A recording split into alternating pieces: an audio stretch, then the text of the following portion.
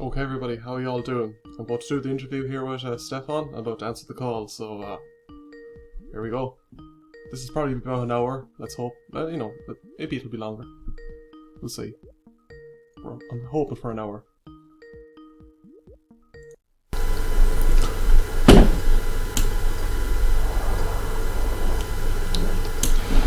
Hello, hello. How are you doing, Stefan?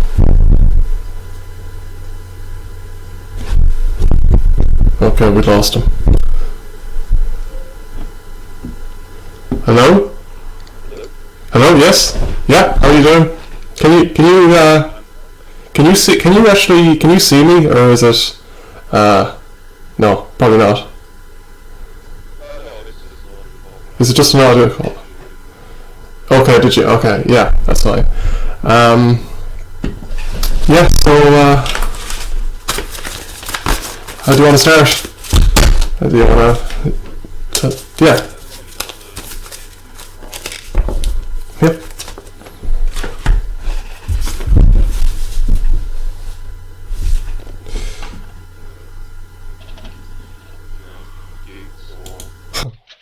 Alright, I'm heading out to a cafe, and I'm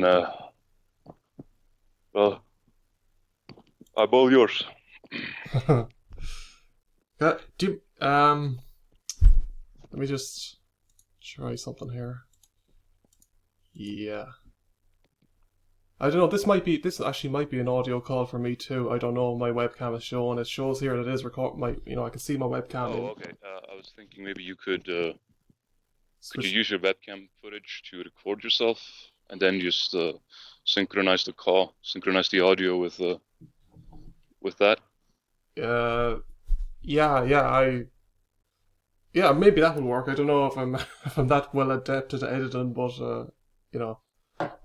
it says here, like, it says Skype cannot connect to your webcam, but like but the thing is, actually, my editing software, it's called Screen-O-Matic. It records your webcam anyway outside of Skype, so it's probably edited together anyway. Well, I mean, I could attempt to switch over to the video feed. Well, it'll look kind of silly with just me. I guess I could put the phone in my front chest pocket, so people can see the scenery around it. It's dark there, is it? No, it has to be. No, it's 6:30. Okay, yeah. In the morning. I believe I'm 5 or 6 hours. You see, I've got a web page open up here, and it's kind of, it's recording me, and then it's recording, like, your box in the right hand corner. My webcam is on one side of the screen, and then, like, the web page, I'm on an NDPH page here, is like, I can scroll up and down with it. It's all been recorded too, so the whole thing has been recorded. Yeah. I hope that the microphone. Oh, the microphone's better. You're sounding a lot better than you were when I started the call there. Yeah. Oh, that's good. Yeah. It is rubbing against Oh, you sound great, actually. Yeah. The lapel of my shirt. Yeah.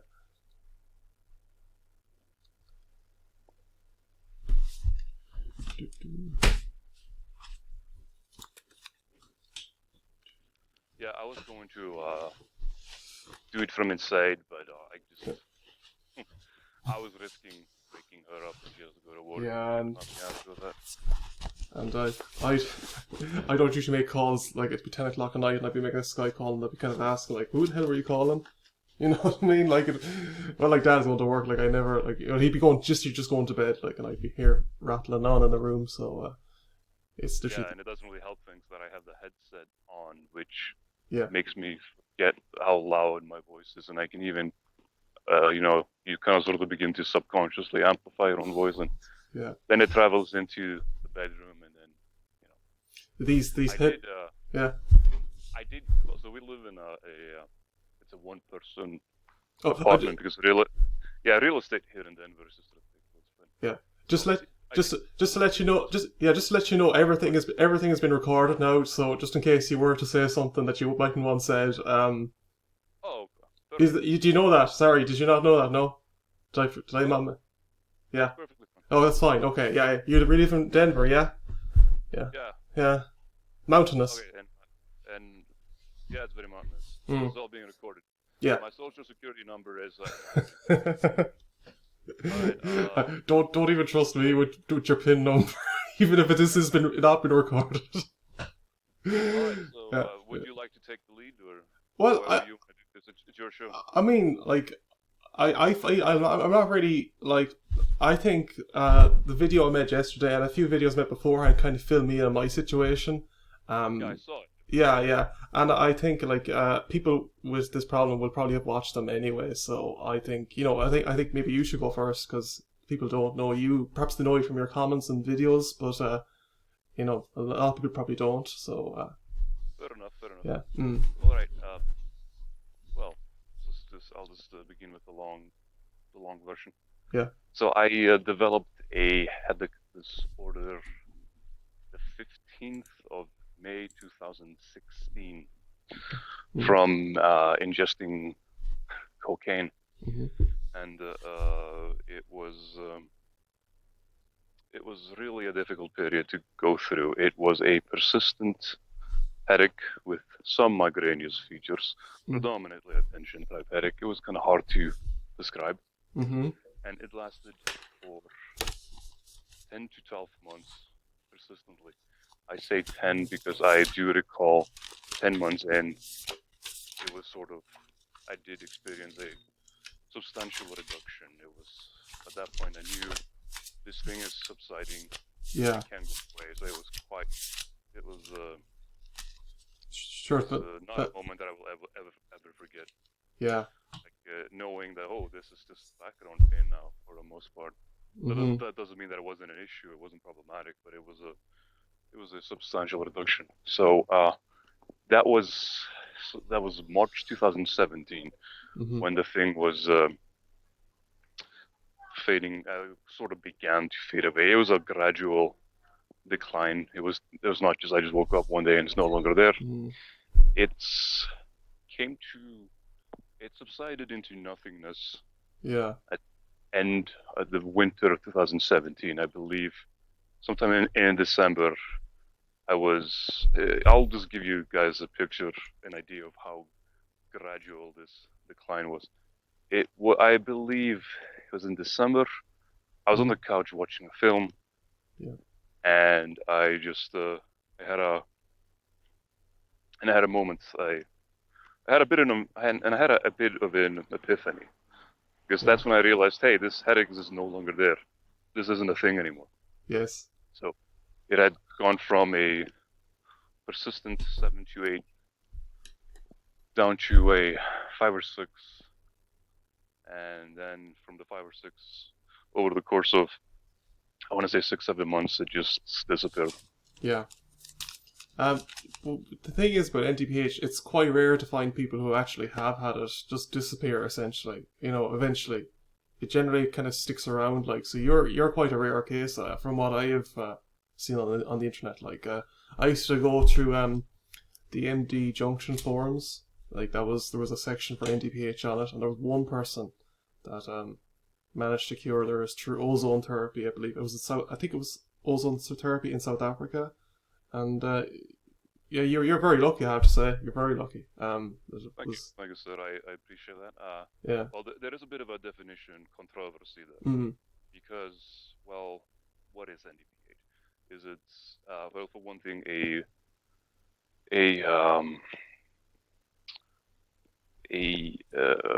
a chronic daily headache, by definition, by medical definition, has to have lasted for at least 90 days. So anything, so you have to, well, in my case, it went way beyond that. So I guess I do fit into that category. And I have found individuals with the very similar, or maybe even the exact same etiology, that is the cause of the pathology, and they still have it to this day. But I also have actually located some people who where it did come to an end. So it seems to be, so I belong to the most common causal category would be the people who have viral infections. Well, I belong to that minority where it was induced by a stimulant, and most of those people, it seems to go away. they've been difficult to locate, but I have found a few people on on an NDPH Facebook group and some random obscure forum posts. But I also found people who deal with it like years and years on. Yeah, and I think we talked about this in a previous phone call, but I know we're getting off slightly tangent here, but I find like people who have like contact me and they have it like, and they're about 19, and that's kind of when it started for me. But when I was 18, and they're like, I don't want to live the next 10 years, with this. And I always like, I have such sympathy for them, but I can't honestly tell them, I can't like guarantee that it won't go away. Because I'm here at 29 and I still have it. So I feel it would be remiss for me to say, as much as I would like to say, it will get better. And I think it will get better for a lot of people, but I can't guarantee anything for anybody. I really can't. It's, and do you think your body just simply detoxed the stimulants at some point, the cocaine? Do you think it just kind of, it was, yeah. You're sounding low there, sorry man.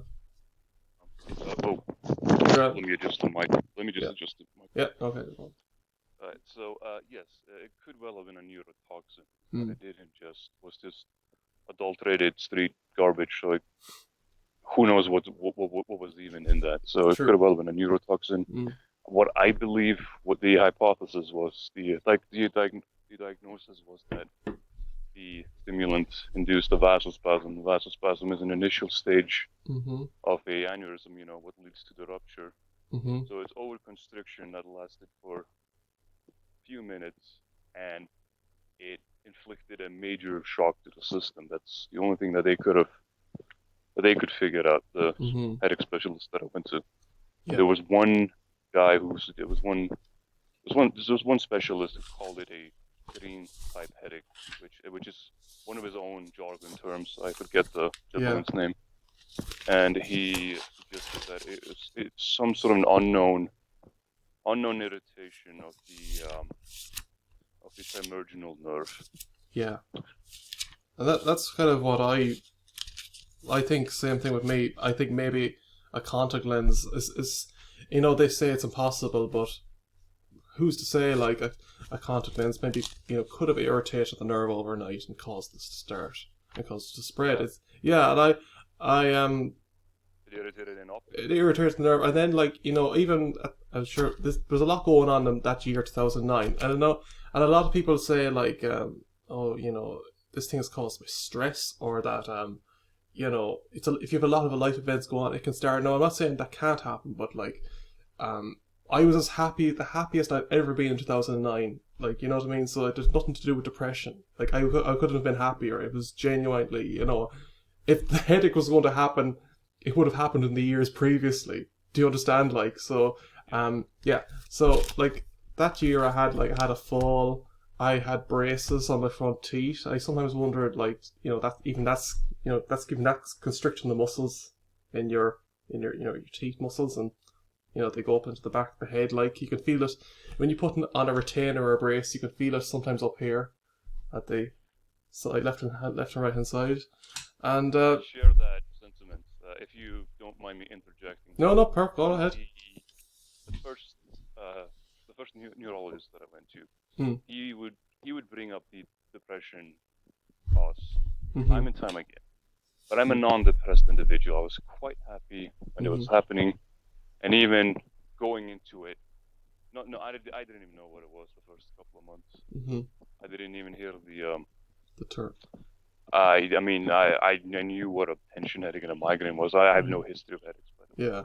But I just thought this is something that will just go away eventually. Yeah. Because all of the ER doctors thought so, and but yeah, he brought up the depression time and time again, and I just wanted I kind of really had to just.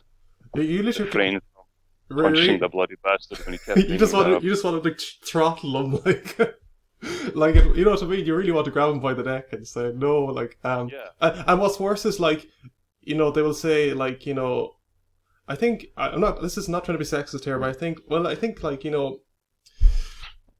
there's this thing like where young women kind of go into doctors and sometimes they get pawned off as like being depressed, like, but when a young man goes into a doctor, it's slightly different, I think, in that like they don't know what to think of you. They think, oh, you'll just grow out of it. You're young, like you're. They shrug it off to that. They shrug it off. Kind of also, yeah. There's also some laziness involved there. I mean, what could this be? You know, instead of doing some thorough, immersive study of this individual, you're just depressed. Or they won't. Their word is God at the end, and they won't even refer you to someone else because they won't just come. They won't come clean and say, "Well, we don't know what it is, but maybe there's a guy that can know what it is." That's not I mean, there's definitely emotional distress involved, but that is because of the pains, not the other way around. It's a connotation or a denotation.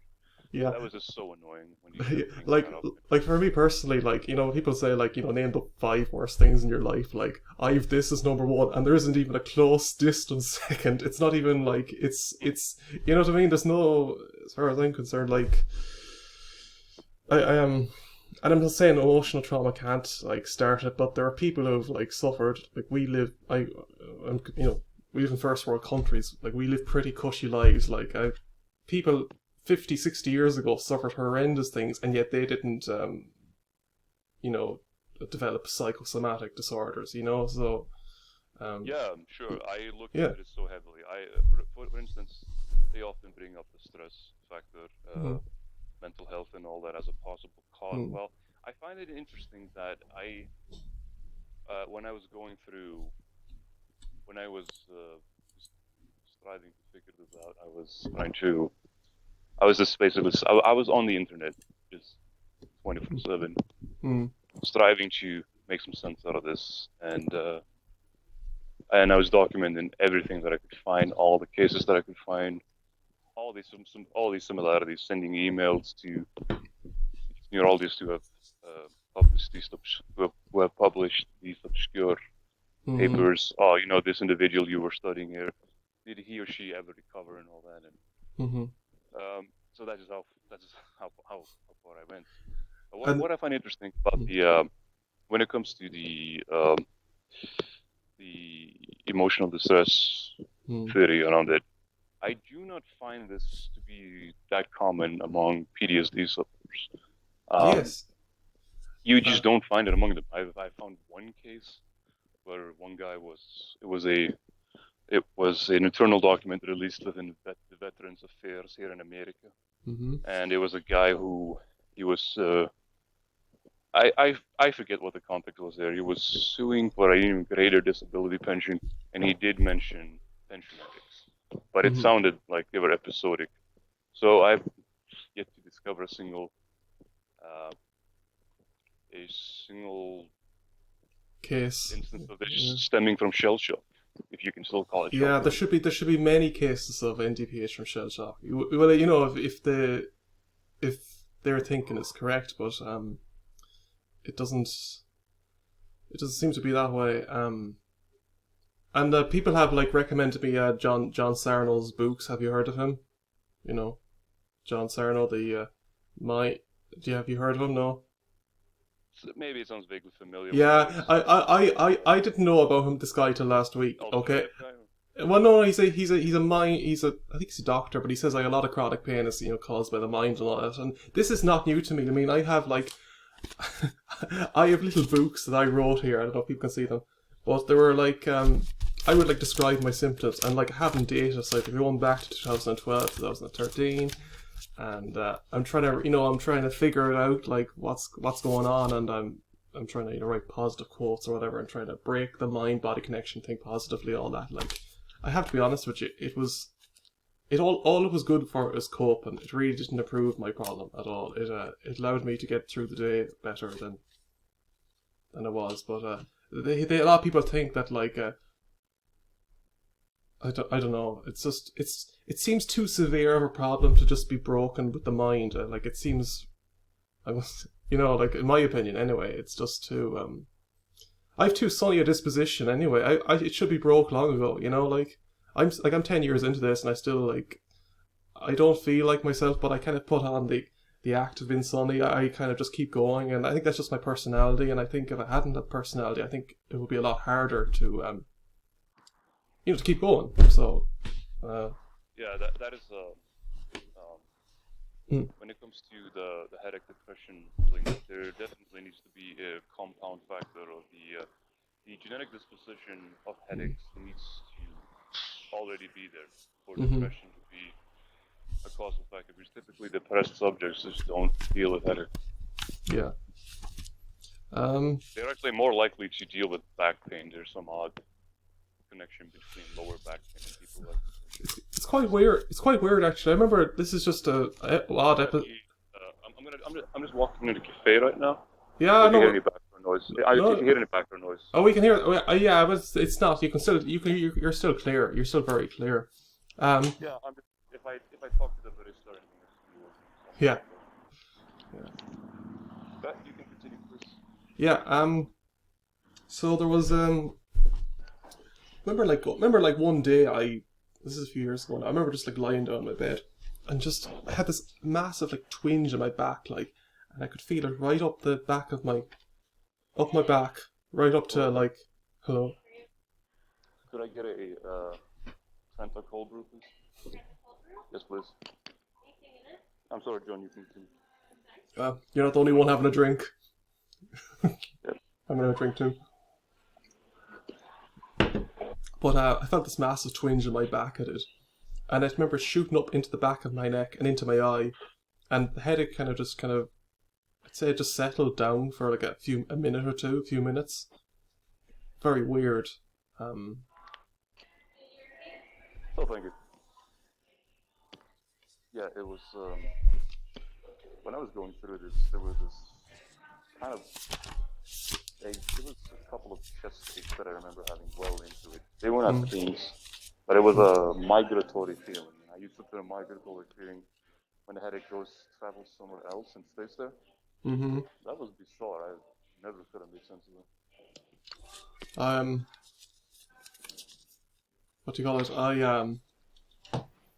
I was doing I'm doing Amivog injections at the moment. I took my injection yesterday, so last night I went out for a drive, and this is like late at night. And as I was driving home, like I can honestly say I never felt, well, I wouldn't say I never felt better, but I never I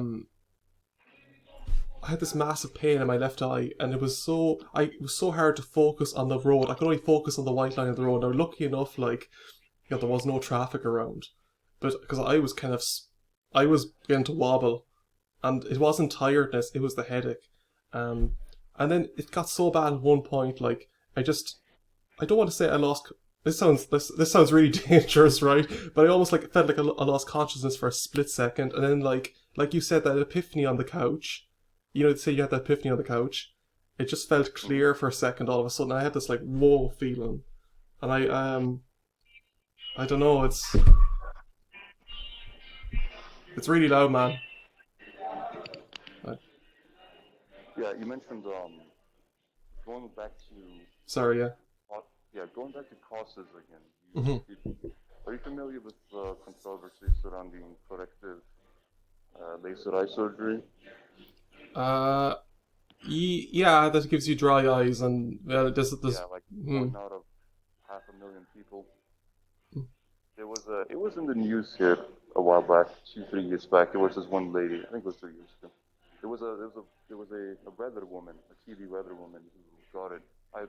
Her name eludes me, but she had a horrible reaction to it, and headaches were part of her complaints, like a constant headache, as well as dry eyes and optical and all that. And she ended up pardon?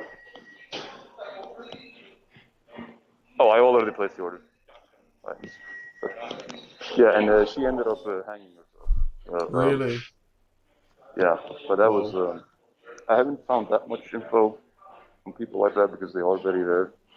But yeah, corrective laser eye surgery. Yeah, maybe there's something there with the optical nerves. I don't know. Yeah, and then, you know, I was wearing a contact lens every day at that age when really you shouldn't be, so like something irritated the optical nerve, in my opinion. It's Thank you. Yeah. Yeah, I'm leaving the cafe. No, you're on, yeah. Rude of me to be on the phone and ordering at the same time. But, Yeah, it's... no. All right. Here we go. Leaving. Oh yeah, that's much better. Yeah, you hear that? Yeah, That that's shitty music in the background. yeah. It was like someone was talking to you. It was like the music. I was just placing the order. Yeah, no, I know, but like the music itself was like it was almost like it was talking to you. So Yeah, this mic that I have is kind of subpar. It will pick up on ambient noise. Like, yeah, like this. I'm sure people here can like hear me like rustling like papers and things. That's just because this is a frontal mic, so it picks up everything in front of you. So even taps on the table, it'll pick up. So it's very sensitive. Too sensitive, really. So I remember speaking of depression and all that. Maybe just like to end that thing with depression. I went to like a neurologist here in Ireland. It was a German neurologist, and I went to him for like I was about 2 years into it. So it was before I got diagnosed with TMJ and all that, like a physical problem. So we were still at the point where we were treating it. It was one of the first neurologists I went to. And he said he was treating me with things like Lyrica, Candesartan, amitriptyline, Lyrica. There's a whole various bunch of them anyway. And he was treating me anyway with them, and about 9 months into being treated by him, trying all these different things, and he kind of threw his hands up at the air at the end and said like, "Well, I think you probably have depression," like, and we obviously I was in denial, and my parents were like, "Oh yeah, maybe there is something to it," like, and then they forced me on. Well, they didn't force me on it, but they said, "Well, keep taking these drugs, and eventually the mind will correct the depression will stop, and it'll stop the physical pain." And I just told you everything. I just told you everything that like I told them about it. Like I was sunnier and all that. Like so. Hold on 1 second. What came first, the chicken or the egg? Yeah, and well, for me personally, it was definitely the pain came first, and then the emotional turmoil, and like it was like if I got anything from like I think during that period of my life, I actually probably did suffer PTSD. Simply because I felt like everybody was on my back, like, and literally telling me it was something it wasn't. That was hard. I found that really hard. Anyway, we found out that it was like I decided that like after I found out it was TMJ capsulitis, or at least it was one physical symptom of it. I got all my notes back from that particular neurologist.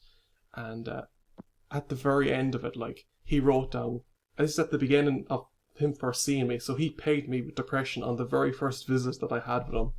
And at the very bottom it said, like, may have depression, like, but he was telling me the whole time that I was going to him, like, oh, we're treating headaches, you're not depressed, like, you know what I mean? He kind of sneakily kind of kept that, hidden in the notes, like, without telling me about it. Like, he wasn't forthcoming with, like, his diagnosis, like, his... I know, I found that really deceptive or something, you know what I mean? He was... Interesting. Well, you're right there, man? I'm not too... Yeah, I'm here. I'm not too that well versed when it comes to the depression-headache connection. Yeah. But I think that's for the most part just a cop-out, because I've known plenty of depressed individuals who do not have headache problems. My mom, she has mild depression, and she has no history of headaches, but it's nowhere in my family. So that's another thing that was really kind of, that was same here. That I just kept trying to figure out. Yeah, there's not one. I think I did discover one half brother had some migraines as a kid, but other than that, they're just nowhere to be found. And even the kind of migraine that well, technically my father does occasionally have a migraine, but it's like once a year, and it's so different from the kind of one I would have. It's like his genuine. You have to like I rarely have to close the curtains and whatever. Like it's a very different type of migraine. The problem is actually for so long I was treating problems with like eyes and optical nerves that I never once thought to even like call it like get a neurologist in. It didn't feel like a migraine or a headache in that sense at all. It felt like an irritated nerve. Like it's not, it didn't feel like a head problem. It felt like an eye problem. So that's also Yeah, it's his own piece. Sure. yeah. It's like a five-headed hydra. It's like yeah. It is. You just need to decapitate the bloody thing. Mm. What's interesting about so migraines technically have to go through phases. They also have to be episodic, otherwise they don't really. So so it's what is the name?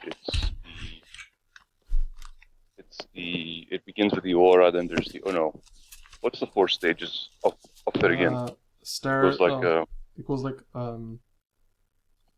don't know. People do. I think it is an aura actually. So it's pre-drome, aura, attack, post-drome. So those are the phases of a migraine. Otherwise, it technically isn't one, according to some neurologists, but there is some debate there. Yeah. A debate going on that headaches themselves may be a type of migraine. Yeah. Let's see. Oh yeah, the Epstein virus. What do you make of that? Epstein-Barr virus. Is that that's one way it can start too. People with NDPH apparently have like high level of Epstein-Barr. There are also people who don't test positive for that, which is the common cold for them. Epstein-Barr virus, I believe it's like 37% of the cold viral cases. Mm-hmm. So. And not entirely. Yeah, it's like yellow fever has all. Yeah, like anything could pretty much like start off. Like I think I've said this. Yeah, vaccine injury can also lead to it. But that there seems something else seems to have been dormant, like dormant Lyme, or one girl. There's one mother whose girl was going to travel to Peru, and she got it was suggested that she would get vaccinated for yellow fever, and just a couple of days after that, she developed one of the worst cases of this that I've ever read. Really? And did she? You don't know? Does she still have it, or is it? I know that her mother's very active on one forum. Mm-hmm. So still is to this day. I'm kind of weird, like, because well, I actually I'm not generally on Facebook, but I've never go to I've literally gone to every NDPH group except the ones on Facebook. And I heard someone replied to me there recently. He made a comment that I was part of an NDPH group on Facebook, but he said and I suppose this is the problem. I sometimes feel I might be kind of what would I say, basically kind of spreading that he says I was so depressed and being on the forum, I just felt I had to leave it, because he felt like there was no answers and there was a lot of complaining, and I kind of understand, I know it's kind of, you just, party still wants to live, and you feel people are talking and they're every right to, but he just didn't feel it was doing anything for him, so I kind of understand that point of view too, Yeah, the depressing Facebook groups, and they are quite, most people on there. Yeah, everyone. One of the things that kept me, one of the sources of encouragement was the depressing Facebook group. One thing, people would reach out to me quite often. Yeah, it's you can't relate to the positive things, so you think, well, depressing stuff is what I relate to, so it's anything else feels like a lie. If it's strange, it's it feels like a bit of a farce. So you know what I mean? If it's too positive, you want realism. You know what I mean? Even if it's hard, I think realism is better. You feel. I think your mind knows when you're being told a lie. I think even saying that if you're having a better day or whatever, right? Or saying that it'll just vanish or it'll just get way better. I think your mind sort of knows that it's bullshit in itself, and actually that causes that really does cause mental problems and cognitive dissonance. You know, like your mind is too, you know, it's trying to lead you to the right place, but if you tell it lies, like you're going to have a bad time. You know, you're going to, you know, cause a lot of unnecessary mental trauma to yourself. It can. Yeah, that's the.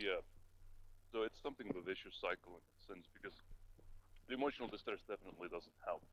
I doubt that it's that much of a cause, but if you let it build up, kind of it also that's the main issue. And also discourages you from, like, it kind of forces you to, it kind of makes you give up too, which is kind of a problem, because, like, it seems that people that do catch this earlier do seem to resolve quicker. You know. So that, you know, I'm sure, my theory is that a lot of late stage Lyme people who think they've Lyme disease, or, well, they do have Lyme disease, but are suffering from NDPH. That seems to be very common. I found that, like, through various forums. Like, there's actually one good post here. I'm going to show. It's not, you can't see it there, Steph, but people here will be able to see it. Like, it's on a Reddit, so it's called Living with NDPH. Like, and it's actually in the migraine subreddit. It's not in the NDPH subreddit. But there's a good first comment. Yeah, it's a good first comment, and I feel there's a good second comment too. And it's about there's a guy who says, like, his migraines became chronic at age 25 and lasted around till 40ish. He says, I think the meds finally started working, but who really knows? There's hope. And he says, like, you know, there's no shame in this or whatever. So, like, you know, I think yeah, it's just a really good. Cases are definitely. They're high up there when it comes to this. Yeah, viral infection seems to be the main thing that causes this, like, and accidents and fall. Yeah. I believe I can still enumerate the list of causes by order of, you know, prevalence. So it begins with viral infection. There you'll find a common cold, strep infection, this and that. Apparently, your case is an eye infection, which I believe. Or it may have been a concussion. I know a guy who was a local guy who hit his head, like, coming out of a tractor. He's a farmer, and he's got splitting headaches, like, very severe, and he's had it for like 2 or 3 years, and it's just started, and he was you can visibly know he suffered from it too, more so than I, like, but he goes into hospital and he's, like, begging for morphine, and they won't give it to him, like, because it's, even though he's pretty. Even though that. And then there's the. I'm sorry. No, go on. Yeah. Yeah, beneath the viral infections would be there's the post-surgical headaches, which is the people who went in for sinus surgery. I even found a case of some guy having his appendix removed, that leading to that, which is, those are fairly common. And then beneath that, there are head injuries. Beneath that, there are pregnancies, like births. Women giving births have developed this. I'm sure you're familiar with that too. Yeah, a lady. And then a lady I know, actually, she became pregnant, and she had the headache before she became pregnant. And that headache disappeared while she was pregnant, and it came back when she gave birth, which is very interesting. Yeah. Sounds hormonal there, maybe.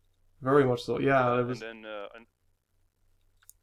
I want to recant one thing. Above the pregnancy category, there are people who have the thunderclap headaches, or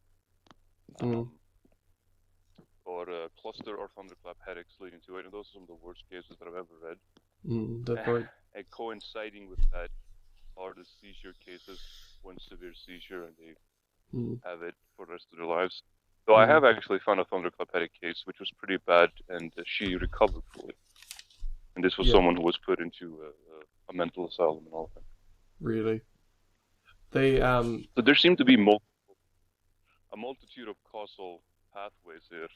Yeah. My hypothesis is that it is triggering the same mechanism. It's like a bunch of lanes merging onto the same freeway, if you will. And I know we were speaking about, you were speaking about drugs earlier on, but, like, people have had lots of success with magic mushrooms and getting rid of this. or have like it's basically reset their system. And I've never actually tried it myself, but it seems to be like almost like, people have also tried things like ayahuasca. Ayahuasca in South America.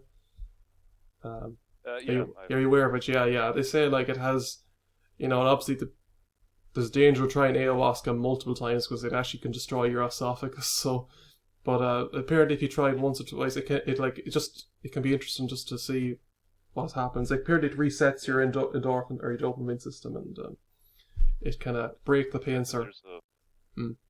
That is a double-edged sword, though. If you're ever dealing with psychedelics, something like that, you could actually risk making it worse. Yeah, and you also could like develop schizophrenia or whatever. But I found like people who have like the kind of cluster headaches, like the ones that happen like almost like like a woman's like menstrual cycle, like every 28 days or every year at the exact same time, like this headache will appear and it will be like suicidal pain you'll have with it. They say those are the ones that seem to respond best to magic mushrooms. That seems to be what I have discovered anyway. And it's all that affects the trigeminal nerve. It seems to be very effective on the trigeminal nerve. But that's research I did like a long time ago. It's years ago now, and it's kind of fuzzy in my head a lot of it. But that's what I remember of it. I think what ayahuasca. Yeah. People have sought out.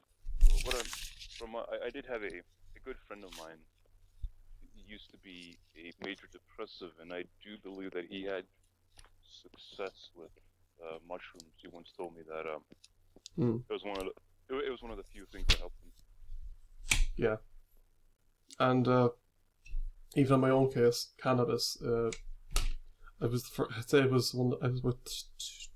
nearly 3 years into it at this point, so 2012, and I knew a friend who gave me just cannabis, and it was pretty good stuff. It wasn't like rubbish basically he gave me, and it was effective. I have to say, truly, it was like I could feel it, like almost the pain in my optical nerve kind of snap, like almost like snap out of my head, like the pain just kind of went forward, and my eyes started watering profusely, and I was just like this incredible sense of peace. But you could always know it was just hiding there in the background, waiting to like re-emerge. It wasn't gone. But I would say like if you were to map the progress of my thing, like it's gotten slowly better, but it's also there's times now where the kind of relief I found on cannabis 8 years ago, I can sort of tentatively feel it now. But it's, as I said, I think I said to you on a phone call, the last phone call we had, like, I haven't had, like, for me, doctors will come to me and say, like, well, John, in your case, we're looking for a 50% reduction. That would be what we consider a good one. And a part of me is thinking, what would I consider a good, result? And it would be like, the wow moment for me would it be just disappearing for like hours at a time, and that would be enough for me. For it just to completely disappear and just for me to feel like how I felt like. And it'd be okay if it came back, that would be fine. But as long as I just knew that it was possible for it to go away for a short amount of time, I think that would give me personally a lot of hope, so. Yeah, I call that a sojourn vacation. Yeah, exactly, yeah. I wonder what I would have felt. I mean, that was the feeling that I craved, that when I was at my worst, is knowing that it could go away. But I never had the opportunity to experience that because my case was a gradual decline. Yeah, and it's like, when the pains got better, like I've like gone out for a drive, like, and it's like, it almost feels like it feels like a holiday. Like the feeling you'd get from going on a holiday would never like, you know what I mean? It's like being, it's like you're 16 again. Everything's new. It feels like that, because I've had it for so long, and it's just like this kind of a wow feeling. Like everything's special when you're like the pain is low. Like when the few rare times it has gone down very low, everything feels special. It's yeah. So if I'm sunny now, like, and I'm able to like put on an act of being like, I'm optimistic. Imagine how better I'd feel like if I actually just, it was actually gone. So like, you know. Yeah. Yeah. I So had about 6 months in, 7 months in. This my pain problem when I had it. It was consistent. It was like never any. It was never any better or never any worse. So I just accepted like half a year in that. Yeah, this is probable. This will remain here forever. But knowing that it could go away would have probably offered me a lot of hope back then. I wish that would have happened because I really did. yeah. I really did. And that was around the time where my mental health began to deteriorate sure. around it. And do you mind, if you don't mind, you don't tell me, but like were you married at the time? Were you like what age are you in? I never asked that. Yeah. I was. This was so I was 27, going on 28, and I actually got married well into it. We were considering getting married, and it did throw a monkey wrench into that plan because I was turning into a nutcase, like threatening suicide and shit. Yeah. The most ridiculous thing was that I considered returning to my home country because of for medical insurance reasons. Because I wanted to go under a in-depth, super thorough, immersive study, and I actually planned on well, you told me this. Yeah. I planned on holding up a neurological clinic, like with a gun, with a weapon, until they could figure out what was wrong with me. I was like this. I mean, I never like contemplated it. I was just gonna. No, but you know the way like you think to yourself like all these like thoughts you have, like if someone could like read the thoughts you had in your head like while you have it, like you would be consigned to a mental institution. Oh man, like you don't think, you think like, you just think to yourself like, wow, 16-year-old self, if he had these thoughts, like would think it was an absolute freaking nightmare, like that he's living in, like just some weird Lovecraftian thing. You know, it's like you said yourself, I had like thoughts of just like basically just like like pulling doctors across tables and this sort of thing, you know, like just yeah. I just wanted to get it across to get through them that I'm leading an existence that I just tolerate. You know, this is no way to live. You people have to fucking figure this out, please. Yeah, please.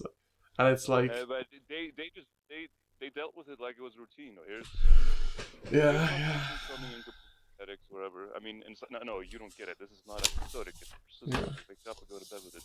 And even like my local doctors, like they kind of like thought we're really pushing the depression angle and all that. Like, but aside from that, like it's funny. Like I have one of the letters here beside me, and it's dated. Where is it?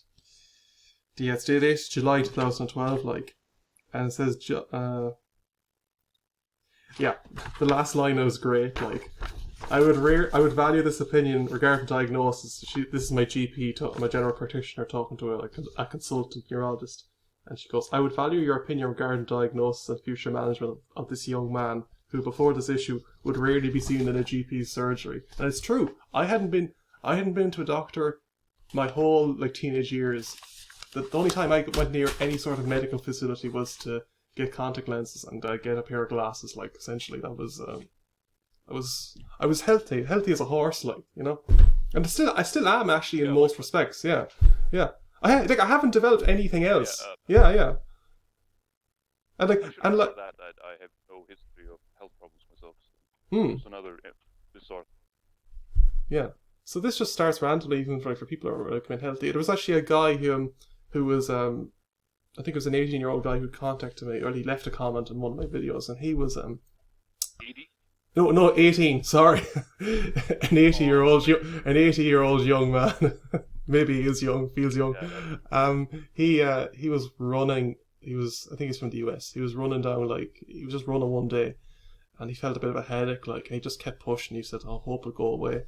And he says exactly what you said. Like, he just college has turned for something that he has been looking forward to and just doing it, and now he's just like thinking, how is he going to, like, you know, survive it, like, and just you know, because huge amount of like getting through life is actually like, even the people who say they don't enjoy something or don't enjoy doing things, like do get a sense of satisfaction in just from the daily grind of doing something. Like when you've NDPH, like it's just there's even that satisfaction is kind of gone too. It's really, I do feel it like you're like a corpse and you're kind of flinging yourself through the world, like you're falling forward. I find that like a best way to describe just, you know, like you just want to get through their thick skulls, these doctors at times, like, and even people, you know, in general, like you're just like yeah, whatever. I don't know where that was going, but I share the sentiment. Yeah, I mean, I definitely share that. Share the whole sentiment that what you feel. I mean, first of all, the mental, the psychological complexes that one begins to develop when dealing with chronic pain, it just becomes an ineffable thing. Yeah, it's ineffable. It's incomprehensible. It's incomprehensible, and how do you convey that to them? You can't. Essentially, they have to go through it themselves. It's damn near. Maybe you find a doctor who's seen it in so many people, and there is the consultant I go to. A lot of people think he's kind of businesslike. There are some quite sympathetic doctors, like what's her name, Dr. Rosenberg. If you've ever Googled this, she pops up a lot. She was the one who discovered. She is the one who has been pushing she's the one who pushes categorization of this, and she has documented and discovered quite a few cases. Like even she's the one who treated a lady she had a thunderclap headache one day, and she was treated with the stroke medicine. I forget the name of it, but which basically it's like people who had aneurysms are giving it after surgery, and it evens out. It prevents it prevents vasoconstrictiveness, and her headache just came to a complete end. And she also had dyscalcia from it, and she's the only known case of that.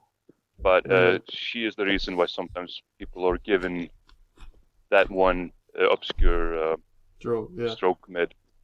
Really? Infamine, I don't know. I was just I bring her up because she's a bit of a weird tangent, but she, I believe her name's Rosenberg, that she's quite sympathetic, and she has been pushing for more awareness of this. She's the one who has basically made the case that it's nowhere as rare as they once thought. What was there was you know the way people do tell, like, you know, you can find counsellors giving advice on things. I hate to bring it back to the mental angle. I don't know why. I didn't expect this call to be a largely mental one, but remember like a counsellor just telling me, like, you know, give me advice, like, and I often felt like I should be the person writing books giving advice on things, because I'd lived through it. Like what, like these people have lived really like placid lives, like, and they're here giving me advice on how to live. Like I should be advising them, if anything. Like it really, like this is the thoughts that go through your head a lot of the time. Like, you know, I'm not an arrogant guy. I don't think I am anyway. But like, you become arrogant.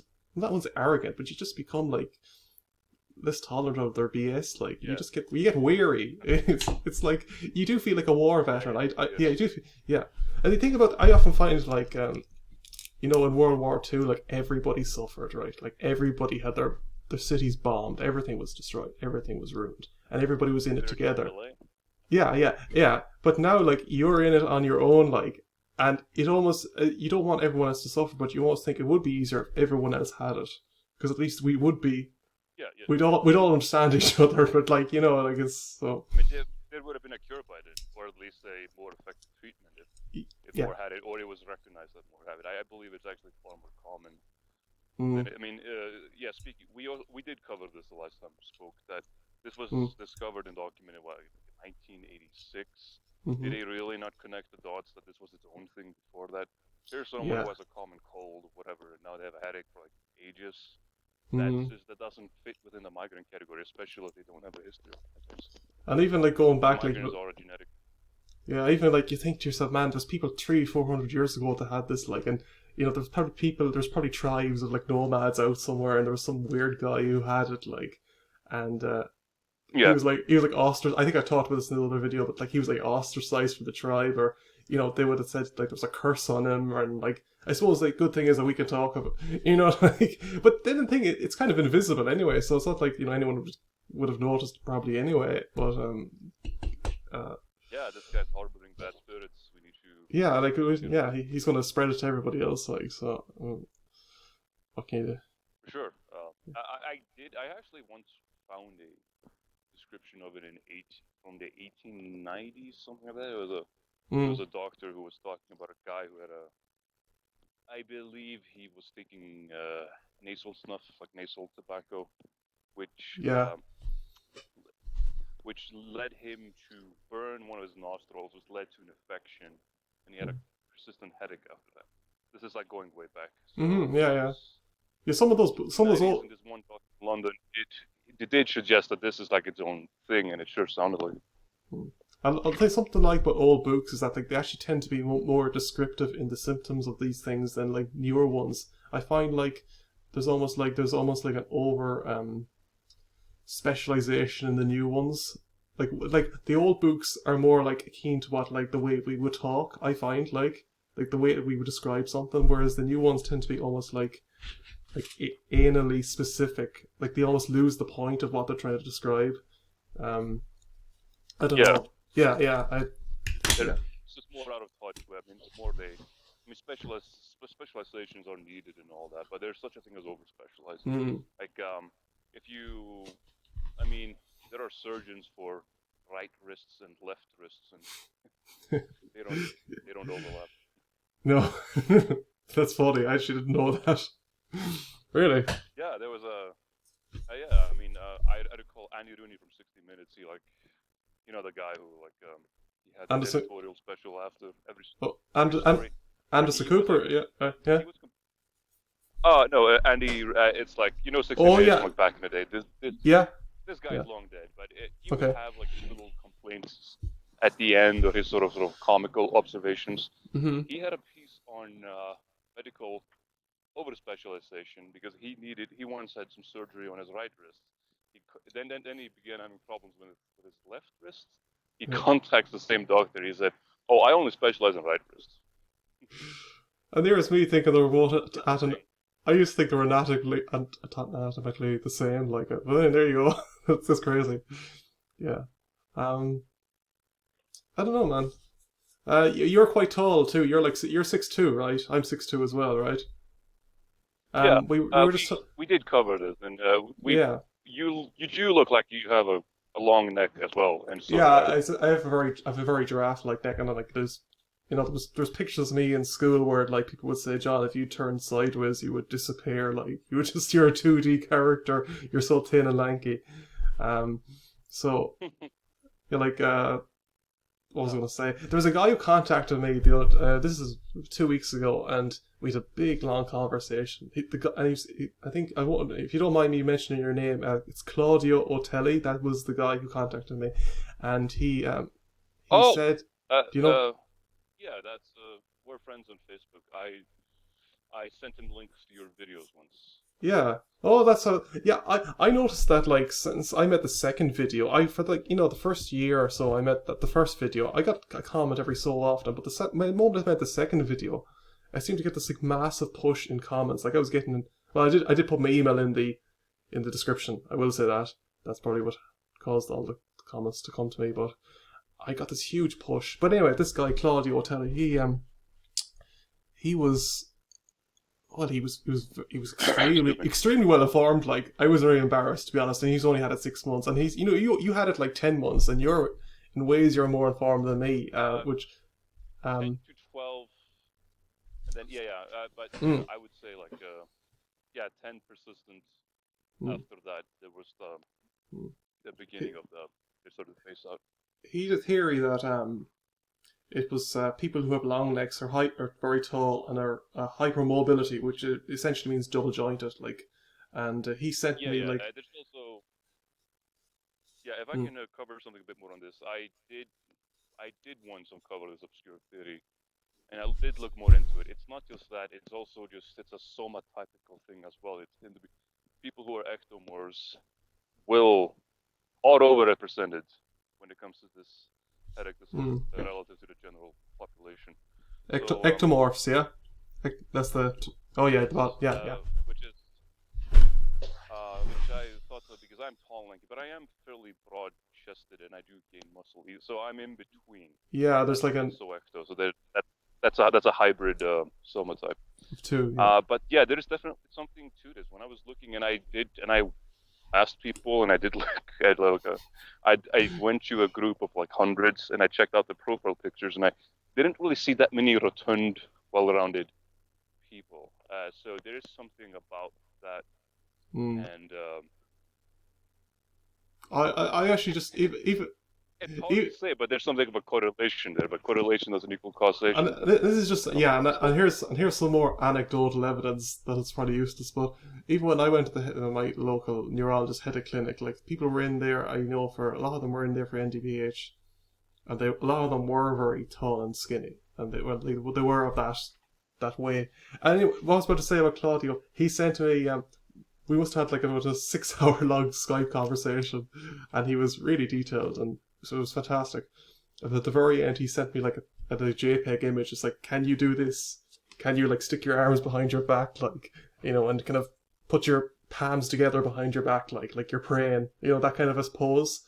And I could do it. Like, I was like, Jesus, like that should be impossible. But then yeah, this is like the test for hypermobility, and I literally had to I was sitting here at the computer and I was thinking, oh shit, he wants to reply back. He's gonna want me to reply back right away. So there's me taking off my shoes, doing all these weird poses, really awkwardly. And I could do a few of them, but I don't think I'm as hypermobile as he was. But I know it's one or two he couldn't do either. But I would say even anecdotally, I do feel like very gazelle like. I do feel very athletic and kind of supple, and even like, you know, even for being 29, a bit older than I was, I still feel very kind of light on my feet, very kind of very not even I wouldn't say double jointed. I just feel very flexible. So yeah, absolutely. Yeah, I'm pretty happy when it comes to stamina. I mean, I'm slightly more agile than average. I can bend my thumbs in ridiculous ways, but yeah, overall, it was not that much. But yeah, he really went that far. He's really meticulous, that Sicilian fellow. yeah. Is he from Sicily? Yeah, yeah. And he's young too. Like he's what? He's only is he 21 or something? Like I forget now. Something like that. He's a very smart fellow. Yeah, I was quite impressed how much he knew. Like, wow, it took me a while to pick up on all this. I didn't even know what NDPH was until maybe like 4 months into it when someone in the forum mentioned it. Yeah, yeah. And like, you know, you go on, yeah. Oh, I should have clarified one thing, and there's a bit of a lag here. That I was never really officially diagnosed with everything with anything other than a chronic daily tension type headache. However, NDPH was one headache specialist did flirt with the idea that it could be it, but he wanted to wait it out before he made that official. Yeah. But I don't really know if that would really mean that much because it's just such an umbrella category anyway.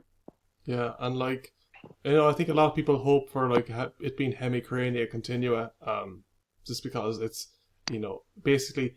Yeah, then you can take that anti-inflammatory and it goes away. Indomedicine, and it's basically like it's like one shot and it's just like it's gone. It works almost 100% of the time. Like it's amazing. Like that it's amazing that could be treated by just one drug. Yet everything else like NDPH is such a multi-headed thing. It's like a and that's a non-steroidal anti-inflammatory agent meant for like infants. Yeah. Somehow I remember I actually stayed. Yeah. I stayed in hospital. Oh, you go on ahead. Sorry, there's lag. Yeah, you go on ahead. Yeah. Yeah, there's a bit of a delay. I'm in a park. My connection's not that good. No, you actually sound fine. It's just there's a lag. Yeah. Oh yeah, it's just like a delay. So typically I never interrupt anyone. I kind of want so hemicrania continua being treated by that non-steroidal anti-inflammatory agent that's actually meant for infants. I once tried to look up if that's understood why it does it, and that's just something that they just discovered through trial and error. Oh, this seems to work, so hey, let's stick to it. Like, they still can't really fully explain why.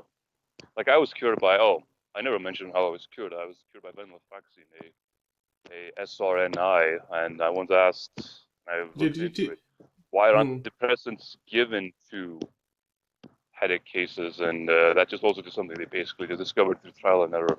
And well, there is some understanding of it, but it's not that well understood. Yeah.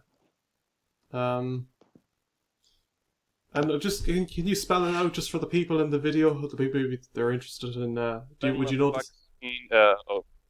Generic venlafaxine. Feel free to maybe just please put that in the description. Yeah, is it called? It's is that better called known by brand name. Effexor, right? I'm sorry. It's Effexor. That's the generic. That's the brand name. Yeah. So Effexor is a brand name of it, which I didn't afford. I could not afford it at the time, but I was on generic. Yeah. Because I didn't have medical insurance. Yeah. I spent actually, like, speaking of medicine, I spent like 7 days in London a few years ago on I think I was on an indomethacin infusion, like an IV drip, which was I had to pay for it privately, and it was outrageously expensive. But and there was probably no need for it to be done in that way, but they basically ruled out in hemicrania with it. Such a waste of money, man. Things like, you know. Like, I know the way there. I think you said to me like that. You were talking about like Lyme being like the most expensive test being like $500 or whatever, like dollars. I think you said that the other day. Did you? Did you say that? I think you did. You said like the best Lyme tests, like the German ones or whatever. Like yes. Yeah. We were talking about the Lyme kit. Yeah. There's a cheaper, more simple one, and then there's a more expensive, sophisticated, robust one that does more blood testing. And one of the worst NDPH cases that I've read about that was caused by Lyme. And you recall this guy's story quite well, that he discovered like way later on. And this whole time he was suffering from. And did he have arthritis or anything beneath the neck? Like, did he have like whole body symptoms? He had arthritis problems as well. He mentioned that. People can actually find his forum post on Google right now. If you type in verbatim, NDPH is a nonsense diagnosis. That's the title of his. I've read that one. I actually read that. Yeah. So it's that. You read that one, yeah. Yeah. I can remember the. That's a very tragic story. He lost his family and considered killing himself and everything. But yeah, he did. I believe that he did recover after discovering what it was. Wow. These bloody tick-borne illnesses, can I tell you? I have an uncle actually who he was a few years ago. That uncle that I said hello to in my last video. It's actually that guy. It is. Oh yeah. Yeah. Shows you a small town, a small countryside town village. We kind of live near the mountains, sort of as well. But he came down. He's a farmer, right? And he came down with extremely bad lupus and arthritis a few years ago, and he was like near death. And like we have a lot of deers around here, a lot of ticks, and we have a good few people with Lyme too. And that's just anecdotal, but like it seems to be wherever there's deers, there seems to be these problems with arthritis and lupus, and that they all seem to like come under Lyme, or a few people I know actually have had headaches from this, like too. So for just having lupus and things. So, he's always in the woods. He's always farming. Like he's literally kind of like a mountain man in my opinion. He was just crucified with this shit, like, and so where the hell? I knew this was going somewhere good, but I forget now where it was. But like, I did read that forum post. I did read that forum post. Yeah, I did. Yeah. And I do. Sorry, that's right. I do think like he probably had Lyme. He probably had Lyme for the way he deteriorated so bloody quickly.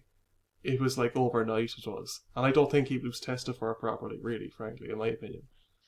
And he's a lot better now. Like, I mean, and to be fair, the more simpler, cheaper test does like find the majority of these cases. It does, yeah. The short-term stuff. Lyme is complicated.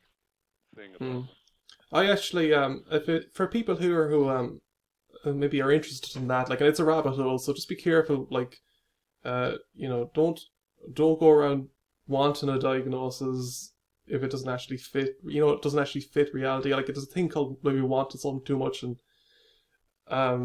been disappointed. But there's two documentaries on Lyme disease. It's called Under the Skin, and there's Lyme Under the Skin 1 and 2. They're called, and they're basically Lyme. They're the whole basically chronicles the whole like history of Lyme, the difference, the controversy among doctors between like what's real and what's not. Some people believe that you can get Lyme disease and short-term recover for it and yet be suffering symptoms long after it, but they consider that PTSD, like chronic fatigue, all that crap afterwards. They consider that psychosomatic.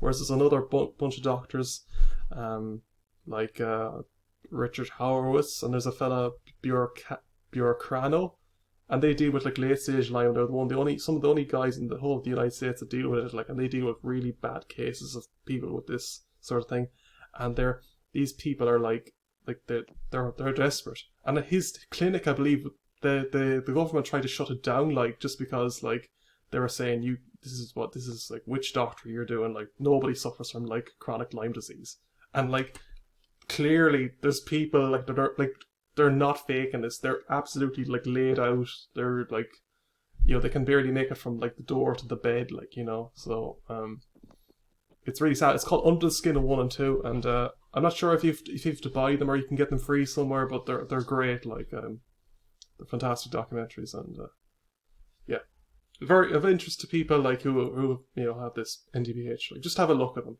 They're short. I think they're worth it. Yeah, the worst victim of Lyme disease was, of course, sounds a bit off the wall, but No. the residents of Lyme, Massachusetts, the town where it's named after the city. Yeah, in Connecticut. Yeah. Yeah, in Connecticut. Sorry. Those are the worst victims, because actually the mayor himself contacted no, I'm just kidding here, but the mayor actually did try to rename it to have the association put away. Yeah. That was. I'm just crazy. Like, that was, No, it's true. I did find it kind of funny. Like, most people wouldn't actually know that if they went to like a Limetown, Connecticut. They wouldn't think like to, like it's just it's just a small random town. Then you're like, oh wait, this is like where, Yeah, it's actually named after Limerick, the Irish settlers there. Yeah, and I believe that. I believe. I think there is a theory that like ticks have always like carried like Lyme disease, even going back like 10,000 years. Yeah. Like there was so but then like there is you've probably heard the theory. Have you heard the theory that it's like Lyme is actually like it was like something like not smallpox, but it was like developed in a lab somewhere and it got out. And did you hear about this theory that like there was a weapons bio research facility near Connecticut? Yeah. There is a facility near this place. So yeah. I would give that credence. Like, I would, because it seems like Lyme probably existed like for tens of thousands of years, like, and then whatever the hell they were working on, like in that place, like, it is a far more virulent form of it, like, and that's why we've seen all these cases in the last 40 years. Like, it's like they took what was Lyme, which is something probably was kind of not benign, but could be treated like short term, and they just like maybe they supercharged it or something. I can't, just like the ticks could have mutated because there's so this is during a time when New England had fairly lax laws when it came to pollution. So industrial waste being dropped somewhere and ticks getting into it, and just crossbreeding and mutating some defense from it. Who knows? But yeah, I am big with that theory.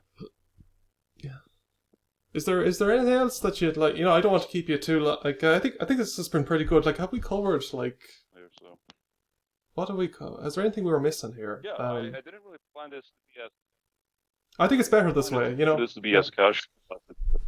Yeah, I was actually going to be more formal with it, but then I couldn't stay home because I didn't want to wake up my wife in the studio apartment. So I didn't really have access to any of my notes, but I do have most of this stuff committed to memory anyway. Yeah. Yeah, you've lived it. Like it's it's easy to recall, and like the nature of this thing is so. Well, obviously we're trying to keep a structure on it, but like the nature of it is so it's so obtuse and kind of opaque that it kind of lends itself to this kind of conversation. I do find like you really have to like kind of it's like the branches of a tree. You have to kind of hop from one branch to another, like and as you said, as you said, like I think there's a ton of things that are causing it, but they all end up linking up onto the same highway. Like all the roads lead to it's multiple lanes merging. Yeah, that's what it is. I mean, that is what it seems to be. I'm not the first one to guess that because it's so obvious. You'd think that would make it a bit more easier to understand because you would, yeah. Because if you want to decrypt, so here's an encryption metaphor, kind of nerdy, but whatever. You actually need more and more of an encrypted code in order to decrypt it. It can't just be like if it was one cause, it would be more difficult to understand. Just like you can't just decrypt in order to develop a proper cipher, you need more of the message. Yes. Because the more info there is. So why can't they figure this out if there's so many things leading to so many things that seem to be leading to this? Why is it so difficult to them to make heads or tails out of this? Well, as you say, I think I'm not medical, and I also think it's the over specialization we talked about earlier on. Like people who talk in general terms like this, like that are kind of anecdotal, are kind of like rubbished by by. This is why people like we've such like alternative medicine. Like I actually did talk about all that, but which would make another interesting conversation. But I feel like when you have a problem with this, you kind of naturally turn to acupuncture and Eastern medicine simply because the symptoms are so vague, and Eastern medicine is kind of vague in that sense. Like it's kind of they lend themselves to each other, whereas Western medicine is very good and very accomplished at like you have an emergency procedure like and they can do it brilliantly. Like, but aside from that, like Western medicine is like essentially appalling in my opinion. It's diabolical. Unless you have a very specific problem and you need an emergency procedure, which if you do, and you'll probably be okay. But aside from that, I find it kind of very lacking. Yeah.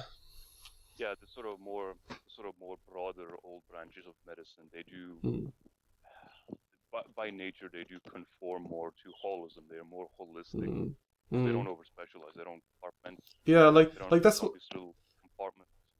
That's why, like something like fasting, like cleans up multiple issues, like that things that you may not even know are wrong with you. So it's always like that's what it's more of a scattershot approach, and it does things faster.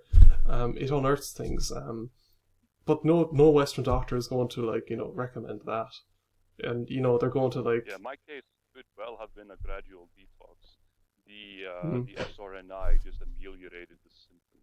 I don't know if it broke the cycle or not, but I was also taking fairly strong anti-inflammatories for like over a 10-day period that this one guy recommended, and I was also on a lot of magnesium and riboflavin as well as feverfew. Yeah, man, it's great that like it detoxed as quick as it did. Like, well, not as quick as it wasn't quick. You suffered. Let's be honest here, but you suffered appallingly. But like, I think it's really great to hear somebody who has recovered in the way that you have has recovered. Like, and I actually do, because it would have been irresponsible for me to just walk away and forget all about it, which people who have recovered from this do tend to do that, because you don't want to. You don't want to go back to it. No. No, you just want to forget about it and walk away, because it's and the weird thing is, like, you'll have people like saying, like, even to me, like, they go, "Oh, you're really kind of educated on this stuff, but you're really informed about it," like, and I'm like, I'm only informed about it because I need to be informed about it, but they're also like recommending you should do this as a career of some sort, like, and I'm like, oh man. I don't ever want to look at this crap again. Like, but I understand the sentiment. You don't want to leave them also hanging. You don't want to leave people hanging. But like, people are like recommending you should do that. You should do this. I'm like, oh man. there's there's a gardener here. Well, he's in the UK actually. He's like a TV presenter, and he suffered from like really bad depression at one point. I think his name is Monty Don. That's his name, and he said like, oh, somebody asked him like, do you want to do something with depression or like awareness or whatever? And he's like, oh man, I spent most of my year fucking miserable. The last thing I want to do is talk about it when I'm fine. Like, you know. Yeah. Yeah, it's just like. Think of it as like some boring shit job you once had. I mean, that's kind of a That's perfect. Like bad comparison, but you never think about some boring shit job you really had. Yeah, and it's like, like a summer job, and let's say it's really hot, like, and you're in the summer heat, and you just like it feels like you're in a desert, like you're just walking, looking for water. That's what a lot of this feels like. I feel like that every day, like that kind of a weird. Speaking of metaphors, the best metaphor that I ever stumbled upon was it's a French film, and the title eludes me. I'm still waking up. So there's a French film. You can probably find it on IMDb right now or Google by just typing in what is it again? It's about a man who becomes completely paralyzed from a stroke, and he can only communicate through his eyelids, and they teach him how to signal the alphabet by moving his eyelids. It's actually a pretty remarkably good film, and he writes a book. This is based on a real story. He said that he feels like he's in a diving suit, submerged in water, and he can't move. And that was kind of what I felt like, but nobody could. I've said to people like, and people go, "Oh no, it doesn't feel like that, John. It's actually that bad. Like, you're, and you want to live so badly. You know what I mean? You want to live. I was like the other day, just think to myself, I just want to live so badly, and it was like this animalistic thing. I nearly let it out. I just said it to myself, like, and I just felt you're just thinking up with different ways to endure it. But what I've said to people, it feels a bit like locked-in syndrome, like where people are in a coma and they can't like speak to their loved ones, and they know they're beside them on the table. Like, if you've heard of locked-in syndrome, where coma patients know that they're in a coma but can't reach out, they can't actually like. I feel like that's very much it, especially when I communicate with people. That's what it's like. I find that's the closest analogy. There's that kind of like separation. Oh yeah, yes, I would agree with that. It was definitely a mental person for sure, but you just have to endure, pull through. I was doing everything that I could. I was improving it, and it just sort of went away gradually, and I couldn't be more. I mean, that's one of the most things that I'm happy for. You'll never forget it, man. You can never, Yes. If I were to go over every single life event, I'm very grateful for that. Feel lucky, and that's why I do. But people do reach out to me, and I do remain in these communities. I do find some sort of there's a sweet spot between optimism and realism that I try to reach. I'm not gonna. I won't tell everyone that it might just go away someday, but there's a likelihood that it can. There's also a stronger likelihood that it will just become more endurable over time, or may even go away. I found it more endurable over time. Yeah. What? Yeah, just listening to this, I had a really bad case of this, and it did go away. Yeah. Very severe. So there is hope. Yeah. Oh man. This is the problem, right? There's that thing in The Simpsons I told you about where Homer's like, what does he say? Well, marriage, I only know like 3 things. If I learn a 4th one, the 3rd one will get pushed out. My working memory's only able to have 3 things, like, but yeah, it's yeah, what you said there is very good. Like, and also like thing is, like, the way a lot of people need to go through. I don't know. A lot of people say like, oh, well, I learned a lot from this experience of like, going through something like a life-changing condition or whatever, and now I'm different afterwards. And I would agree that's fine for some people, but like I would also agree with the idea that like, yeah, I already knew this beforehand. I didn't need to go through it to know that. I was always grateful from the beginning, like, so it's like even that, like, I do find like, I suppose this is a test of it, but like, I've seen what you're made of, but it's also I'm not saying nobody needs to go through this to learn the lessons that you could get from it. You could learn them in better ways, and but this is just the way that you learn them in. I haven't really learned much except how to just just how to cope and all that. But do you understand what I'm saying? Yeah. Yeah. Feeling the gist of it is Yeah, bad memories for better or for worse. yeah. Like if you were like a bastard beforehand, like it shouldn't take this happening to you to be a nice person. You shouldn't have to go. You shouldn't. You know what I mean? Like I just find that you see people that are like It was. It was a bit of a. Have you seen the film Groundhog's Day? Yeah, great film. Yeah, that's another analogy that feels apt. That I definitely, walking away from this, I became a much better person. I became more empathetic in general. I mean, not that I. Yeah, like not that. Same. I think from what I've like listened to you, like you seem like I would imagine you were this way beforehand. Like you were as decent as you sound like to me. Anyway, for the most part, but that was quite enhanced walking away from it. Yeah. Because I didn't walk away from it. Some people have, and I don't think you should do that. No, yeah, I agree. Sorry, there's traffic noise there. I'm walking. No, you're fine. Your sound. That's all the line conditions merging onto the highway. That's all the NDPH merged on the highway. Yeah. Yeah. So like, do you think we've covered everything? Do you think I know like there were some symptoms that I had that maybe I should cover a few more symptoms. My thing was very vascular, which one theory suggested there is that so it was very vascular, and it was exacerbated by working out. It was exacerbated by having my pulse taken, my blood pressure measured, made everything worse, and I kept bringing that up. So is this definitely some sort of? So there's a vascular element to the pain. Could there be a vascular cause? Therefore, it's a secondary headache. Well, that was completely ruled out by an MRA.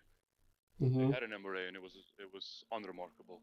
So, and when you say MRA, is that's different from an MRI? Is that like you did? Yeah. Yeah, the MRA is the more vessel heavy one. You didn't have the MRI with like the dye that's pumped into you to. No, I never had an MRI because I couldn't afford it. No, but I had a fairly. I didn't have it either. MRA type. Okay. Yeah, I considered an MRI, but I just couldn't afford it. I actually never had an MRA. I never thought to do one, but maybe. I do find mine. Like 99% of the time, they will be unremarkable for this, so not much of a reason to bother. Yeah. I was kind of worried actually. Like I was, when they did an MRI, I was beginning to think like, well, I had it for such a long time. I was like, well, your mind is so kind of like handicapped on this. Like I was beginning to think like maybe simply because it was going to show some like cognitive decline in my brain scan. I was worried about that. Like, and I sometimes do worry like, could this like lead to like early onset Alzheimer's and something like that? Like that does kind of concern me. So I'm always reading things. I'm always like keeping myself on edge, keeping up with things, like, because otherwise your brain will basically fall apart. Like in my opinion, it will like And also speaking of exercise, I found too that like when I exercised, it did get worse for me, but I also. I didn't feel like it was the blood was pumping, it wasn't that kind of a headache. It was just a sore headache, and I felt more nauseous. I didn't feel the symptoms of I didn't feel like my heartbeat in my head or anything like that. It wasn't that kind of it wasn't that fast in that way. Yeah. Generalized amplification of it. And also, another thing, back to the vascular thing, coffee also made it worse. I remember that. I got reliably worse. But when things started to get better, that all got reversed. Like working out was better. And you don't drink coffee now. You don't drink. Do you drink coffee now? Do you? You suppose you do, yeah. Yeah, well, that I did go to a cafe like early on during this conversation. I Yeah, had myself a cold brew. Yeah, I drink I, coffee every day. I find like it sometimes makes it worse, but then the peace you kind of get after it, like, and I suppose I am treating it like a drug in that sense. Like I drink cappuccinos mainly, and which are a lot of it's milk, but there is obviously coffee in it too. But Yeah, but it was I not do so I cold. yeah, it is kind of reliable. It is a reliable feeling, so I am treating that like a drug. But I kind of gave coffee up for like I'd say a year and a half. At one point, I remember throwing out my last mug of tea, and I just remember never drinking it again. Like, it was this weird feeling where I actually did something and I committed to it, and I actually didn't go back to it for a long time. And I ended up drinking like tea like 18 months later. First cup of tea I had, I was like, "Oh my god, I can't believe I drank this shit." Like, it was like toxic, but like then you get back to like the taste of it, and you actually get to like it again. So it's like, but it was very. I do. This is gonna sound really miserable, like, but instead of drinking tea now, generally, or even coffee, I tend to drink like this sounds so miserable: hot water, boiled water, just for the warmth. It's kind of like a comfort thing. So, but we've got we've got like a local well, like where like but the water's extremely clean, like so the water tastes actually pretty decent if you boil it. So that's my weird kink. It is so boiled water. What about a hot I'm, shower? I'm Was that? I do cold showers actually. I do cold showers. Some people do contrast showers, but I've been doing that for like I've been doing cold showers for like basically since this started. It was one of the first things I did, like just to something you find on the internet, Reddit, and I do it all the time. I wouldn't say it does much for. I sometimes feel like it can takes the pain or the nausea down if I have it. I nearly take exclusively cold showers now. Like I hardly use hot water at all now for showering. For shaving, that's about it. Like I'm Yeah, that's nearly interesting. almost, mm, because just it's the muscle Early on, relaxing.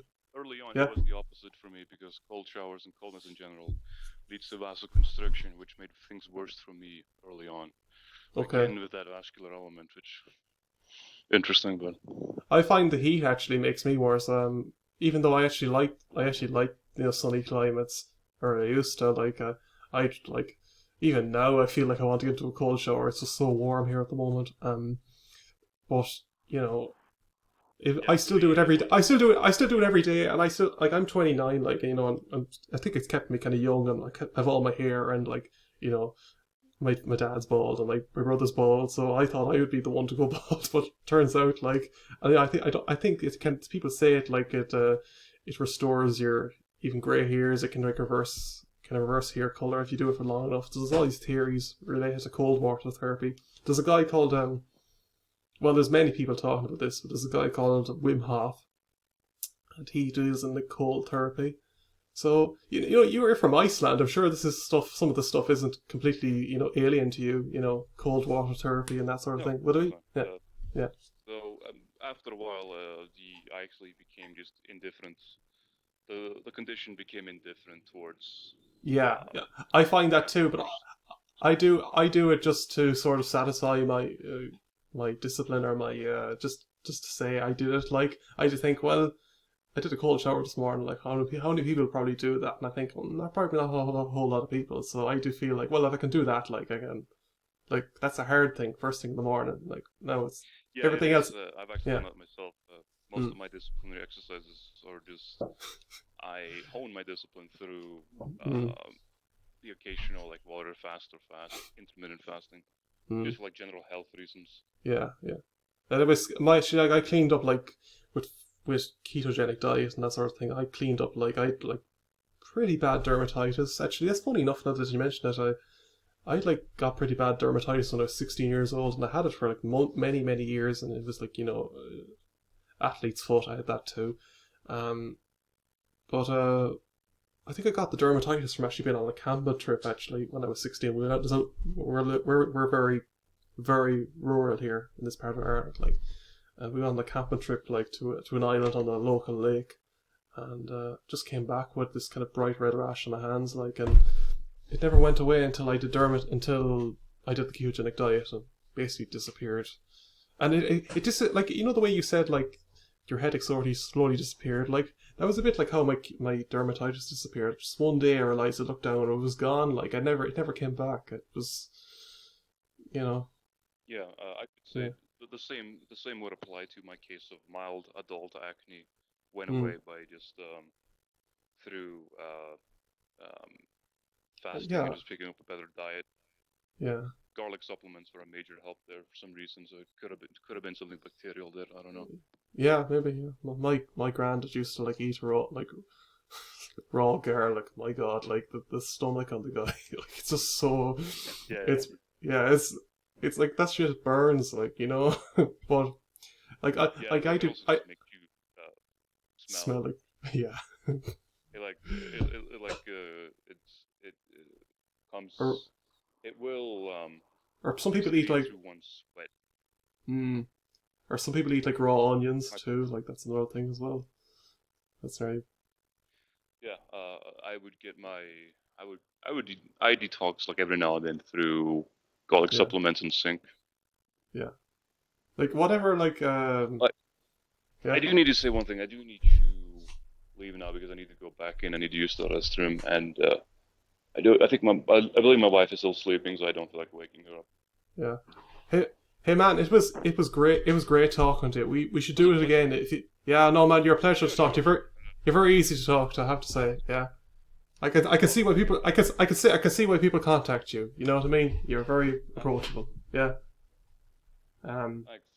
No, it's, I also did want it to be a bit more formal and meticulous about the whole thing, about my but. symptoms and all that, and what it could have been, and maybe Mhm. well, because a stimulant induced onset is not a recognized onset. I've discovered so many people like myself, but Yeah. we are not a recognized onset, oddly enough. Yeah. I've Like recognized not people. even. I've recognized people in comments like yourself, like, but when you go to the official diagnosis and the starts of these things at the primary causes of it, you're not even yeah, it's not there at all. Um, so hello. Yeah, Hmm. yeah. Hey, it could be that we are that the stimulant cases could be that it since also during the night when this happened, I also had something of a panic attack. Mm. When I mean, it was kind of a subtle panic attack. It was Yeah, like yeah. which maybe that caused it. I don't know. But then again, anxiety sufferers typically don't have it. There's People go through difficult, stressful periods. there's actually a guy who contacted me. He won't mind me mentioning his name. He's a guy from Poland. I think Masiek is his name. I don't know if he's contacted you, but he's had this for 5 years. He's 22. He's had it since school, and what did he say to me? Yeah, he's had panic attacks. Like, and Oh, nice.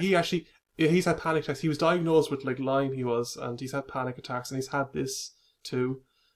So NDPH obviously isn't the main problem for him now, but he's also got like swollen lymph nodes. He was pointing them out to me in the video, and and but he's had panic attacks, and he says like the panic attacks definitely do make the pain worse, a lot worse. So. And he's studying to be, I think, an architect or so. Did you mention a guy to me who's studying architecture or design? No, this guy's just studying design. Sorry.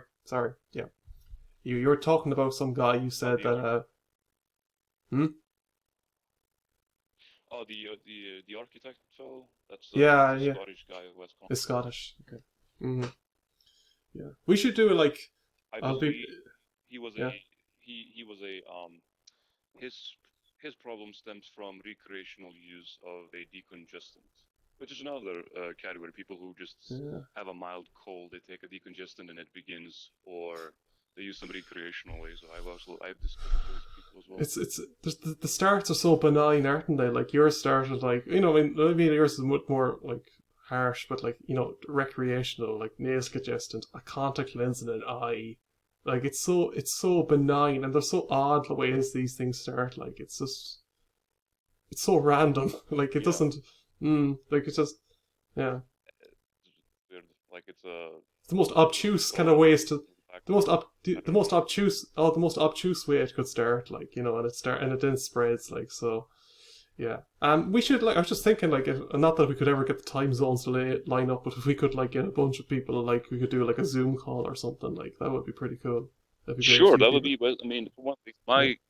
my aimed goal here is just to bring attention to Mm. a horrible. Well, maybe not horrible. To bring attention to this infliction. Mm. And I had actually, early. Maybe I should end on this note. Yeah. Early on, I did just consider just walking away from this and not really ever thinking about it again. Mm-hmm. But this, but I did go to. But what ended up making me stick around was that I went to one of the forum groups to Mm. unfollow because the notifications kept popping up. Yeah. But what made me decide to stay, there was a lady who was talking about her child. There was a short post, and she Mm. just simply wrote, "I." It was a single sentence post. Mm. I'd seen her previous one. She had a Mm. child that got this from a common cold, and the post just read, "I want my child back," and that Yeah. made me to decide to stick around and help these people out, bring attention to this. I remember like I was taught my parents like years ago, like they were like saying it was like they said to me like, you know, it's like I died, and it was like I said to them it was like I died. I was like I've died, and they're like, you know, it is like you've died. Like it is worse than a death in the family. Yeah, it was a You before and after. yeah, it is like you know some, and it's not even like you know death is over. This goes on like so it's you know it's you're dying before you're living. No, you're dying before you're dead. I mean, so like yeah, Yeah. but yeah, Uh, it's yeah. I guess it could be called purgatory. Sometimes I thought of it like Yeah, that. that's the way. Locked in purgatory. There's a whole Yeah, locked in, yeah. diversity, all that jazz. Every country, every culture has a different term for it. But yeah, yeah. Man, Yeah, it's but hey, it's we you gotta go keep from the going. locked in. Think of it more as Plato's cave.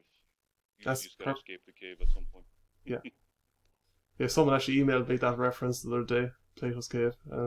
Yeah, that Yeah, helps. I actually just thought of that now on the spot because that just felt like it's an quite. organic It, remark. it is amazing like how people are synchronized in ways. Like there's somebody who was going to recommend me a YouTube channel the other day, and like I'd already been watching it for years. Like you know, and you know, it was in kind of anyway, it was kind of like unrelated to what we were talking about with NDPH. But we were like, wow, that's a really obscure channel.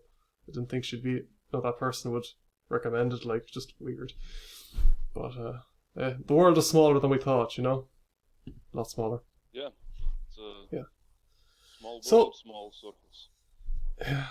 thank God we can do this, you know. And maybe and we'll do this again soon if you're feeling up to it. Like, and if you want it to be more formal, we can Oh, of always do course, that. Yeah, of course, of course. yeah. I'll send you my work schedule, which is I work 3 days a week, and I do have to advantage that I work nights, so I am kind of used to being a night owl. Yeah, I'm the same way. So we'll leave it at that anyway. The time So zones be damned. yeah, yeah. You can finally sleep now. All right. Thanks, thanks, man. Thanks very much. I'll see ya. See you soon. You too. See you. Bye bye. Bye bye. Bye bye.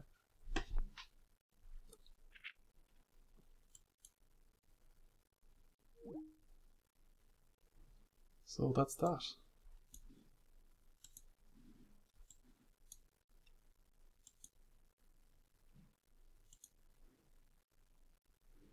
So that was the video, people. I hope you found some value in it. As you see, we've talked beforehand, and we've been pretty. We've talked there the other night, and I feel I've got something out of it, and I hope you got something out of it. He's very well informed. Yeah. So, leave your comments. This video will be going up probably in an hour or how long is the video? It's 2 hours long. This might be uploaded by tomorrow night. It's so long. My internet connection isn't the best. But yeah, and keep struggling, keep fighting, and we will see you. I will actually just something I'd like to add to that video. I'd probably be making videos about health anyway, regardless, even if I hadn't ever suffered NDPH. So I feel like I would always be reaching out to people anyway. I'd always be trying to help them, or at least be documenting my progress on various health things aside from NDPH. So I feel like what he said there is true. Like I do want to help people, and I do feel like I owe it primarily because of this, but this would also be probably have been an interest to me anyway. So yeah, that's that. Alright lads. Alright ladies and gentlemen, I will see you very soon.